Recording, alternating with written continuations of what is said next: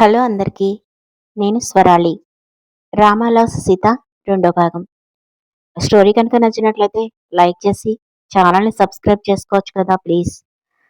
ఇక మనం మన స్టోరీలోకి వెళ్ళిపోదాం. తనలో తనే మాట్లాడుకుంటూ తనకన్నిటికీ స్వేచ్ఛనిచ్చింది సీతు.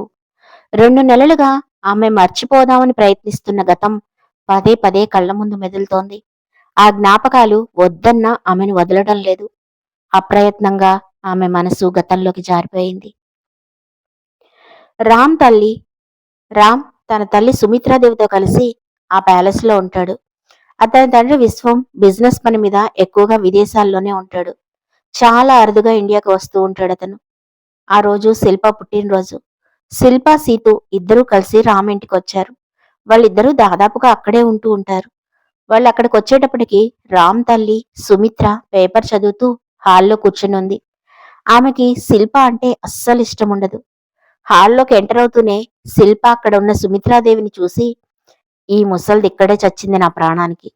నన్నేమీ అనకపోతే ఈవిడికి అస్సలు రోజే గడవదు అని ఆవిడని చూసి తిట్టుకుంటూ ముందుకెళ్ళిపోయింది శిల్ప. సీతు శిల్పని చూసి నవ్వుతూ, హే శిల్ప, నువ్విప్పుడు రామ్ తల్లిని తిడుతున్నావా అని అడిగింది. అయ్యో, అదెందుకు అడుగుతావులే, నా హ్యాపీ లైఫ్‌కి పెద్ద అడ్డం ఆమె. ఎప్పుడు పోతుందో ఏంటో ఈ మహాతల్లి. నాకామంటేనే అస్సలు ఇష్టం లేదు. నన్నెప్పుడూ ఏదోటి అంటూనే ఉంటుంది అని చిరాగ్గా మొహం పెట్టి అన్నది శిల్ప. అయ్యో, అలా అనకూడదు శిల్ప. ఎంతైనా ఆమె నీకు కాబోయే అత్తగారు అని అన్నది సీతు. కావాలంటే నువ్వే ఆమెని అత్తగారు చేసుకో, అత్తగారు అని పిలుచుకో. నాకిలాంటి బోడి సలహాలు చెప్పకు అని వెక్కిరిస్తూ అన్నది శిల్ప. సరే సరే, అవన్నీ వదిలేయ్. ఈరోజు నా పుట్టినరోజు. నా పార్టీ మూడంతా చెడగొట్టకు. సాయంత్రం పెద్ద పార్టీ ఇస్తున్నాను. ఆ పార్టీకి చాలా మందిని ఇన్వైట్ చేశాను. పార్టీ చాలా బాగా ఎంజాయ్ చేయాలి ఈరోజు అని ఉత్సాహంగా చెప్పింది శిల్ప. సీతు సంతోషంగా, హ్యాపీ బర్త్డే శిల్ప. నీకు ఈ జన్మదినం సందర్భంగా నువ్వు కోరుకున్న సంతోషాలన్నీ దక్కాలి. నువ్వు నిండు నూరేళ్లు సంతోషంగా ఉండాలని ఆ భగవంతుణ్ణి ప్రార్థిస్తున్నాను అని అన్నది Seethu. Thank you so much Seethu. సరే సరే, ముందు పార్టీకి ఏం డ్రెస్ వేసుకోవాలో నేను ఇంకా సెలెక్టే చేసుకోలేదు. ముందు ఆ పని చూడాలి. నేను నా డ్రెస్సులన్నీ ట్రై చేసి చూస్తాను. ఏది సెట్ అవుతుందో ఏంటో. బై అని చెప్పి అక్కడి నుంచి గదిలోకి వెళ్ళిపోయింది శిల్ప. సీతు చాలా ప్రేమగా అలాగే ప్రశాంతంగా ఉంటుంది. శిల్పకి కూడా సీతు అంటే చాలా ఇష్టం. శిల్పకి సీతు అంటే వ్యతిరేకత ఏమీ లేదు. కాకపోతే మొండి పట్టుదల ఎక్కువ. తనేదైనా కోరుకుంది అంటే దానికోసం ఎంతకైనా తెగిస్తుంది. ఆమె ఎంత మంచిదో, ఏదైనా వ్యవహారం చెడింది అంటే అంత చెడ్డది. సీతుకి కూడా శిల్ప అంటే చాలా ఇష్టం. వాళ్ళిద్దరూ ప్రాణ స్నేహితుల్లా ఉంటారు. ఆ ఇద్దరి మధ్యలో రహస్యాలేమీ లేవు. ప్రతి విషయం ఒకరితో ఒకరు షేర్ చేసుకుంటూ ఉంటారు. పార్టీకి టైం అవుతూ ఉండడంతో సీతు కూడా తయారవడానికి వెళ్ళింది. ఆ రాత్రి శిల్ప బర్త్‌డే పార్టీ తను ఊహించిన దానికంటే ఇంకా గ్రాండ్‌గా జరిగింది. ఆ సిటీలో ఉండే ప్రముఖులు చాలా మంది ఆమె బర్త్‌డే పార్టీకి అటెండ్ అయ్యారు. శిల్ప అందరినీ సంతోషంగా రిసీవ్ చేసుకుంది. సరిగ్గా అప్పుడే ఆమె దగ్గరికి రామ్ అందమైన చిరునవ్వుతో, చేతిలో ఒక ఫ్లవర్ బొకేతో హాట్ అండ్ హ్యాండ్సమ్ గా రెడీ అయి వచ్చాడు. హ్యాపీ బర్త్‌డే డార్లింగ్ అని చేతిలో ఉన్న ఫ్లవర్ బొకే ఆమెకి ఇచ్చాడు. ఈరోజు నువ్వు ఎంత అందంగా ఉన్నావో తెలుసా? ఆకాశం నుంచి భూమి మీదకి నా కోసం దిగొచ్చిన దేవకన్యలా ఉన్నావు. లవ్ యూ బంగారం అని అన్నాడు రామ్. రామ్ పొగడ్తలకి శిల్ప బుగ్గలు ఎరిపెక్కాయి. లవ్ యూ టూ రామ్ అంటూ రామ్ని హగ్ చేసుకుంది శిల్ప. వాళ్ళిద్దరూ కాసేపు ప్రపంచాన్ని మర్చిపోయారు. అంతలో చుట్టుపక్కల ఉన్న స్నేహితులందరూ వాళ్ళిద్దరినీ అలా చూసి క్లాప్స్ కొడుతూ కేకలు వేస్తూ సంతోషం వ్యక్తపరుస్తూ ఉంటే ఈ లోకంలోకి వచ్చారు. సీతు శిల్ప దగ్గరకు వచ్చి మెల్లగా చెవిలో, అమర ప్రేమికులిద్దరూ కాసేపు ఆగండి, మేమంతా ఇక్కడే ఉన్నాం, మరి ప్రపంచాన్ని మర్చిపోతే ఎలా అని ఆట పట్టించింది సీతు. శిల్ప అందంగా సిగ్గుపడింది. అబ్బా, ఇప్పుడు సిగ్గుపడుతున్నావే, ఇందాకేమైందమ్మా ఈ సిగ్గు అని అన్నది సీతు.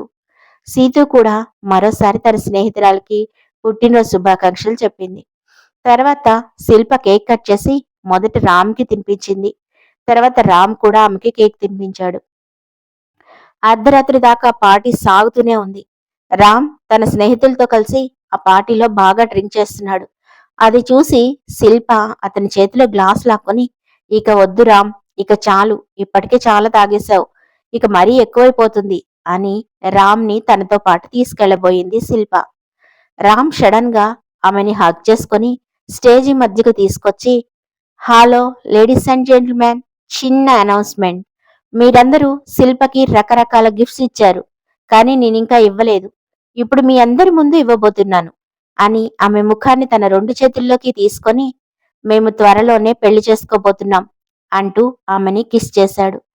అది విని అక్కడ ఉన్న వాళ్ళ స్నేహితులు, వ్యాపారులు, బంధువులు అందరూ సంతోషంతో కేకలు వేశారు. ముఖ్యంగా శిల్ప ఆనందానికి అవధులు లేకుండా పోయాయి. ఆమె వెంటనే ఆనందంతో, మై డియర్ ఫ్రెండ్స్, ఈ రోజు నేను చాలా అంటే చాలా ఆనందంగా ఉన్నాను. ఈ నా పుట్టినరోజు పార్టీ జీవితంలో మర్చిపోలేను. అందరూ ఎంజాయ్ చేయండి. ఎంత కావాలంటే అంత వైన్ తాగండి. ఇది నా తరఫున మీకిస్తున్న పార్టీ అని చెప్పింది శిల్ప. రామ్ అనౌన్స్మెంట్ తో హ్యాపీగా ఉన్న శిల్ప తనకి సీతూకి 2 వైన్ గ్లాసులు తీసుకొని సీతూ దగ్గరకు వెళ్లి ఒక గ్లాస్ తనకు ఇచ్చి తాగమని బలవంతం చేసింది. తనకు అలవాటు లేదు, వద్దు అని సీతూ ఎంత బతిమిలాడినా శిల్ప వినలేదు. ఈ రోజు నా బర్త్డే పార్టీ, అంతకు మించి రామ్ మా పెళ్లి గురించి అనౌన్స్ చేశాడు. ఈ శుభ సందర్భంలో అందరూ తాగాల్సిందే, కొంచెం తీసుకో అని బలవంతం చేసింది శిల్ప. శిల్ప బలవంతం చేయడంతో ఇక తప్పక సీతూ కూడా కొంచెం వైన్ తాగింది. డీజే పాటలు, డాన్సులతో అక్కడంతా పార్టీ కళ వచ్చేసింది. కానీ కొద్దిసేపటికి అక్కడ వైన్ తాగిన వాళ్ళందరికీ ఒక రకమైన మైకం కమ్మింది. ఒకరి తర్వాత ఒకరొకరుగా పడిపోయారు. సీతూకి డ్రింక్ చేసే అలవాటు లేదు. అదే మొదటిసారి కావడంతో కొంచెం అనీజీగా అనిపించింది. అందుకే తన కోసం బుక్ చేసుకున్న రూంలోకి వెళ్లిపోయింది. మరుసటి రోజు ఉదయం రామ్ ఒళ్ళు వెచ్చుకుంటూ నిద్ర లేవపోయాడు. కాని తల పగిలిపోతూ ఉండడంతో తల పట్టుకుని లేచి కూర్చోడానికి ప్రయత్నం చేశాడు. కాని ఏదో బరువు తనపై ఉన్నట్లుగా అనిపించి మెల్లగా కళ్ళు తెరిచి చూశాడు. తన గుండెలపై హాయిగా నిద్రపోతున్న వ్యక్తిని చూసి షాక్ అయ్యాడు రామ్. రామ్ ఆశ్చర్యంతో, సీతూ, నువ్వు నువ్విక్కడేం చేస్తున్నావు అని అడిగాడు. అప్పుడు గుర్తించాడు, వాళ్ళిద్దరి ఒంటి మీద బట్టలు లేకుండా ఇద్దరూ నగ్నంగా పడుకుని ఉన్నారు. రామ్ పట్టరాని కోపంతో సీతూ అని గట్టిగా అరిచాడు. అతని అరుపుకి మెలకువ వచ్చిన సీతూకి ఒక క్షణం తను ఎక్కడుందో, ఏం జరిగిందో అర్థం కాలేదు. రామ్ తన ఇద్దరు బట్టలు లేకుండా ఒకే బెడ్ పై ఉండడం చూసి ఆమె కూడా షాక్ అయింది. ఇక్కడ ఏమవుతుంది, ఇది ఇదంతా ఎలా జరిగింది అంటూ అక్కడున్న దుప్పటి లాక్కొని ఒంటి నిండా కప్పుకుంది. అప్పుడే ఎవరో తలుపు తెరుచుకుని లోపలికొచ్చారు. 2 నెలలుగా ఎంత మర్చిపోదామనుకున్నా మర్చిపోలేని ఇదే విషయం ఆమెని బతికుండగానే చంపేస్తోంది. ఆనాటి జ్ఞాపకాల నుండి తేరుకొని చేతుల్లో ముఖం దాచుకొని ఏడుస్తోంది సీతు. ఆ రోజు జరిగిన దాంట్లో నా తప్పేమీ లేదు. అసలు నేను అక్కడికి ఎలా వెళ్ళానో కూడా నాకు తెలీదు. అదంతా నా ప్రమేయం లేకుండానే జరిగింది. ఈ విషయం ఎవరికీ ఎందుకు అర్థం కావడం లేదు? శిల్ప కూడా కనిపించడం లేదు. ఆమెకు ఏం జరిగిందో తెలియడం లేదు. అన్నిటికంటే ముఖ్యంగా నా ప్రాణ స్నేహితురాలు శిల్పకి నేనెందుకు ద్రోహం చేస్తాను? నన్నెవరూ ఎందుకు అర్థం చేసుకోవట్లేదు అనుకుంటూ కళ్ళనీళ్లు పెట్టుకుంది సీతు. ఆ రోజు ఉదయం సిటీలోనే ధనవంతులు ఉండే అపార్ట్మెంట్లోని ఓ ఇంట్లో మ్యూజిక్ సిస్టంలో ఇంగ్లీష్ పాట ప్లే అవుతూ ఉంటే లేచింది శిల్ప. కళ్ళు నువ్వుకుంటూ బెడ్ మీద నుంచి లేచి బాత్రూంకి వెళ్లి ఫ్రెష్ అయి వచ్చి నాన్ స్టాప్ గా ప్లే అవుతున్న మ్యూజిక్ ప్లేయర్ ని స్విచ్ ఆఫ్ చేద్దామని రిమోట్ కోసం వెతికింది. బెడ్ దగ్గర ఉన్న టేబుల్ మీద నుండి రిమోట్ తీసి స్విచ్ ఆఫ్ చేసి రిమోట్ తిరిగి టేబుల్ మీద పెట్టబోతూ ఉంటే ఆమెకు అక్కడ ఒక ఫోటో కనపడింది. ఆ ఫోటోలో సీతు, శిల్ప ఇద్దరూ నవ్వుతూ ఒకరినొకరు కౌగిలించుకున్నట్లుగా ఉంది. దాన్ని చూడగానే శిల్పకు కోపం వచ్చింది. ద్రోహి, ఎంత ద్రోహం చేశావే నాకు, ఫ్రెండ్షిప్ కే మచ్చ తీసుకొచ్చావు అనుకుంటూ 2 నెలల క్రితం తను చూసిన సంఘటన తన కళ్ళల్లో మెదిలింది.